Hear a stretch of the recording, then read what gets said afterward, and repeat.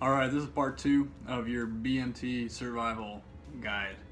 I hope you like the really professional background of a bunk bed behind you and the great lighting in my studio here and how much I prepared for this video. Oh, it's just me this time.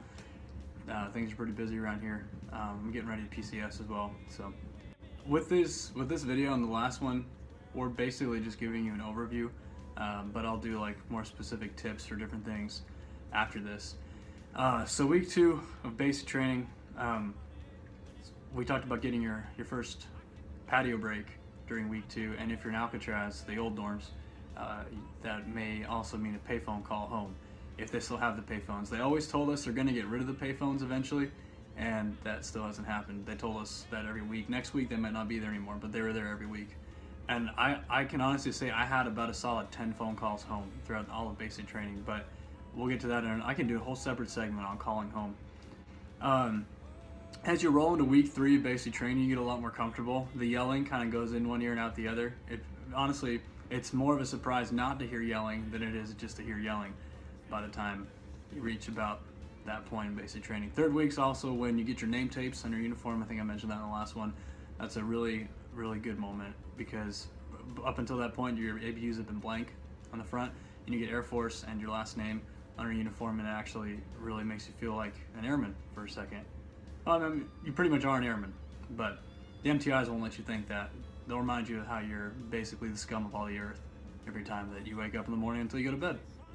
As you go through 3rd week, that's when you'll start actually getting to know people in your flight. At least that's when we did. By the time the 3rd week rolled around, we really started remembering names, because y'all look the same, sort of, but you start getting to know each other. 4th week we had something called Fest. Basically, it preps you for Beast Week the following week. Fest honestly was kind of a fun week for me. That's when you learn more of like the tactical. It's not very much because your main priority isn't to be an infantryman, but you learn a few things. Different things with your weapons and different types of tactical movements. So 5th week was Beast Week. That's when you gather all the stuff you got, pretty much, put it all in a big duffel bag, put it in front of you, get on a bus, and take the 15 or 20 minute bus ride over to where they do Beast Week. You'll be mixed in with a bunch of other flights, and you hit the ground running there. As soon as you get to Beast Week, they start teaching you stuff, and there's not as much yelling as there is back at Lackland. Well, technically just still Lackland, but back during the last couple weeks. But they definitely still yelled during chow. So it honestly took us by surprise, because the facilitators out there, they're MTIs, but that aren't on the line, and so they can still have the potential to yell. The only time they really yelled was when we ate. I don't know why. You get MREs twice a day, then you eat the DFAC for dinner, so you get MRE breakfast and lunch.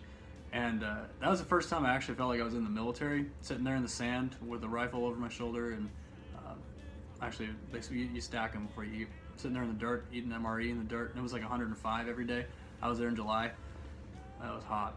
It was really hot. And you know, MREs are pretty good. I don't care what people have told you about MREs, and if you've had one already, when you're starving, not that they're starving you, but like you're hungry all the time. I mean, I was burning more calories than I was in college, because in college my life consisted of drinking Mountain Dew and going to class. So sitting there with your MRE, for me at least, it looked absolutely delicious. I almost always ate every single thing down to the sugar packet in my MRE because I was so hungry. Which, once again, could be another video. Y'all need to throw some tips down here or something. I never write a script when I do this. I'm just like, okay, it's like story time with Grandpa. So finishing Beast was the first time I felt like I had actually fully accomplished something at basic training, mainly because they do this really cool ceremony at the end where you all stand at attention, and they play some patriotic music, and you get your dog tags. And I mean, Beast Week isn't hard at all, but you're just glad it's over, because that's when your mind starts shifting slowly towards graduation. Although they'll try to stop you from doing that, naturally you can't help but think like, okay, I got another full 2 weeks and I'm done. Actually, not even a full 2.